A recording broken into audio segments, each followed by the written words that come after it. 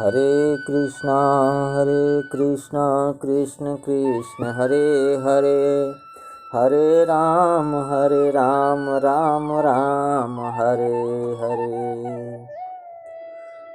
स्त्री का धर्म क्या है? बहुत जगह ऐसा वर्णन आता है, तो थोड़ा इस पर प्रकाश डाला जाए। उसके लिए हम लोग सीता जी को लेते हैं।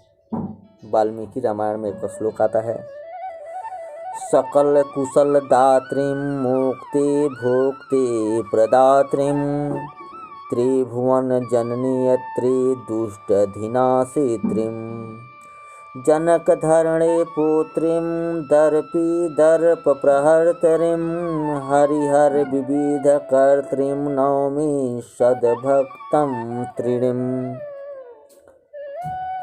देखिए, सीता जी की एक कथा अति दिव्य है। वाल्मीकि रामायण में ऐसा लगता है कि वाल्मीकि ऋषि का झुकाव श्री सीता जी की ओर अधिक है। श्री सीता जी के चरित्र का वर्णन करने में श्री वाल्मीकि जी द्रवित हो गए हैं। वाल्मीकि ऋषि ने तो रामायण में यह भी कहा है कि रामायण में राम जी का नहीं, सीता माँ का ही चरित्र मुख्य है। रामायण में से श्री सीता जी का चरित्र निकाल दो तो रामायण के राम में कोई विशेषता नहीं दिखेगी। कृत्स्नम रामायणम काव्यम सीताचरितम महत्। वाल्मीकि जी ने तो ऐसा नहीं कहा है कि रामायण रामचरित्र है। वाल्मीकि जी तो कहते हैं कि रामायण सीता चरित्र की कथा है। वाल्मीकि जी ने कहा है कि रामचरित्र दिव्य है, परंतु सीता का चरित्र अत्यंत दिव्य है। रामायण में सीता जी के दिव्य सद्गुणों का वर्णन है। श्री सीता जी ने जगत को आदर्श स्त्री धर्म पूर्ण रूप से बताया है। शास्त्र में लिखा है कि पुत्र बहुत योग्य हो तो एक ही कुल का, पितृकुल का उद्धार करता है, परंतु स्त्री बहुत योग्य हो, स्वधर्म का पालन करती हो, तो वह पति के तथा पिता के दोनों कुलों को तार देती है। पुत्री पवित्र किए कुल दो। कितने ही लोग ऐसे होते हैं कि लड़का उत्पन्न होता है तो बहुत प्रसन्न होते हैं, और लड़की उत्पन्न होती है तो मानो अंडी का तेल पी लिया हो, ऐसा मुंह बनाते हैं, लगता है कि करेला चबाए हैं। अरे पुत्री क्या खोटी है, पुत्र क्या कुछ अधिक करने वाला है।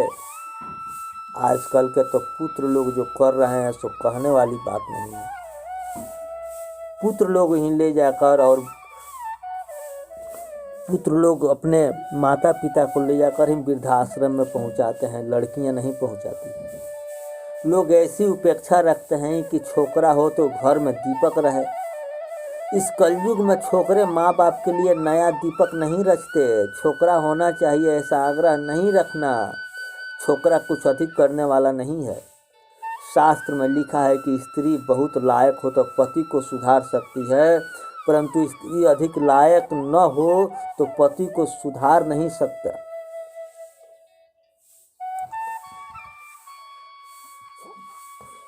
काम में वशवर्ती रखने के कारण साधारण रीति से पुरुष स्त्री के अधीन ही रहता है। इसलिए पत्नी लायक हो तो वह पति को युक्ति से सुधार सकती है, पाप करने से विमुख कर सकती है, उससे कल्याण का मार्ग समझा सकती है।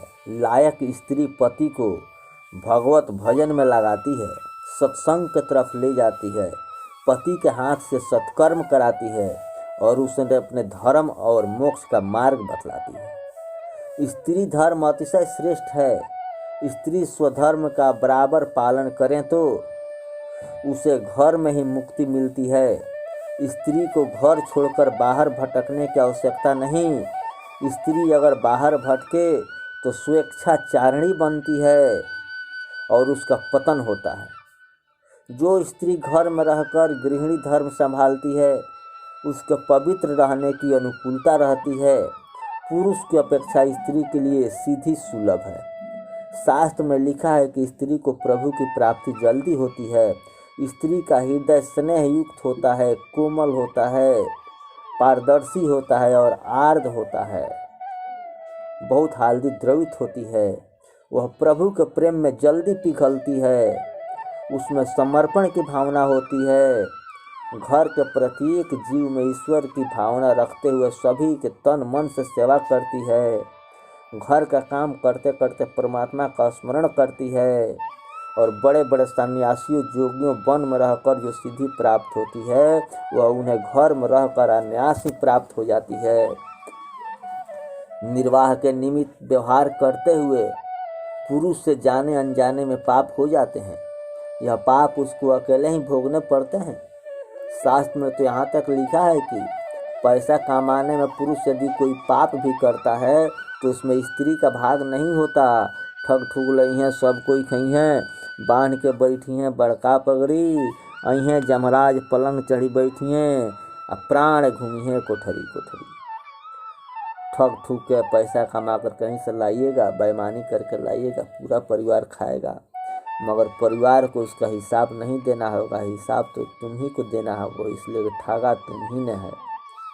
जो स्त्री पति में ईश्वर की भावना रहकर उसकी सेवा करती है उस स्त्री को ही पति के पुण्य में भाग मिलता है। उसी स्त्री को मिलता है जो ईश्वर समझकर पति का सेवा करे। और जो ईश्वर समझकर पति की सेवा नहीं करती है, जो ईश्वर पति को नहीं मानती है, उसको उसके पुण्य में भाग नहीं मिलता है। पति देव का कहना न माने, पति का दिल दुखावे, ऐसा स्त्री को पति का पुण्य नहीं मिलता।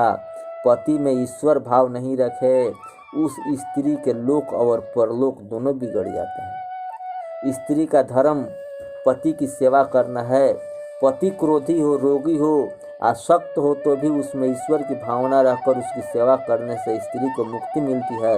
रामायण में श्री सीता जी ने कहा है, पति शुश्रूणामन्यस्पि नंदस्य विधीयते। स्त्री के लिए पति की सेवा ही तप है। पतिव्रता स्त्री को परमात्मा भी माँ बना सकती है। परमात्मा को भी पतिव्रता स्त्री माँ बन सकती है। परमात्मा को भी अपना पुत्र बनाती है, अपने गोद में खिलाती है। स्त्री में ऐसी शक्ति है कि भगवान को बालक बना सकती है। पति की सेवा से चित्त शुद्धि और चित्त शुद्धि से परमात्मा की प्राप्ति होती है। ऐसी स्त्रियां मंदिर में भी जाने की जरूरत नहीं है। घर में एक एक जीव में स्त्री ईश्वर का भाव रखती है। सबकी सेवा में स्त्री घिसती है। लायक स्त्री घर में सबको सुखी करती है और अपने बालक को धर्म का शिक्षण देती है। यह इसकी बड़ी से बड़ी सेवा है। घर में लोग मेरी कद्र करेंगे, इसकी तनिक भी उपेक्षा नहीं रखती। कद्र तो ऊपर जाने के बाद भी होती है। कितने ही लोग काम खूब करते हैं, परंतु यदि घर में बहुत सम्मान से उनको न देखा जाए, उनसे न बोला जाए, उनका हृदय पीड़ित होता है कि मैंने इतना अधिक काम किया फिर भी इस तरह लोग मुझको देखते हैं, इस तरह बोलते हैं। इस जीव को सम्मान करना नहीं आता, सिर्फ इसको सम्मान चाहिए। दूसरे का इज्जत नहीं करना जानता है, सिर्फ इसको इज्जत चाहिए। दूसरे का सेवा नहीं करेगा, सिर्फ इसको सेवा चाहिए। कोई मनुष्य मेरा सम्मान करे ऐसी उपेक्षा न रखो। कोई भी काम करो परमात्मा को नज़र में रखकर प्रभु का स्मरण करते करते करोगे तो हृदय के पीड़ित होने का प्रसंग ही नहीं आएगा। तुम्हारे काम की लोग प्रशंसा करें इसलिए नहीं, परंतु उसके ऊपर प्रभु नज़र करें, उससे परमात्मा राजी हो। ऐसी उपेक्षा से काम करोगे तो कभी निराश होने का अवसर ही नहीं मिलेगा। जो करो परमात्मा के लिए करो। परमात्मा को राजी करने के लिए तुम अपने कर्तव्य सदैव निर्वाह करो, स्वधर्म का पालन करो। कोई मनुष्य राजी हो या ना हो, इससे क्या, राजी होकर तुमको क्या देता है और नाराज होकर तुम्हारा क्या बिगाड़ लेगा। मन में सदैव स्मरण रखो कि मेरा संबंध तो ईश्वर से है। हम ड्यूटी कर रहे हैं तो ईश्वर के लिए कर रहे हैं, पैसा कमा रहे हैं तो ईश्वर के लिए कमा रहे हैं, भोजन बना रहे हैं तो ईश्वर के बना रहे हैं, घर का सफाई कर रहे हैं तो ईश्वर के लिए सफाई कर रहे हैं।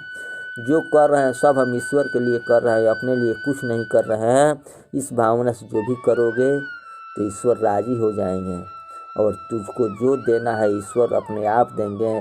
जिस तरह एक माता देखती है कि मेरा बालक है, बालक को कब दूध पिलाना है, बालक सोता रहता है उसके बाद भी उसको जगा कर उठा कर पिलाती है।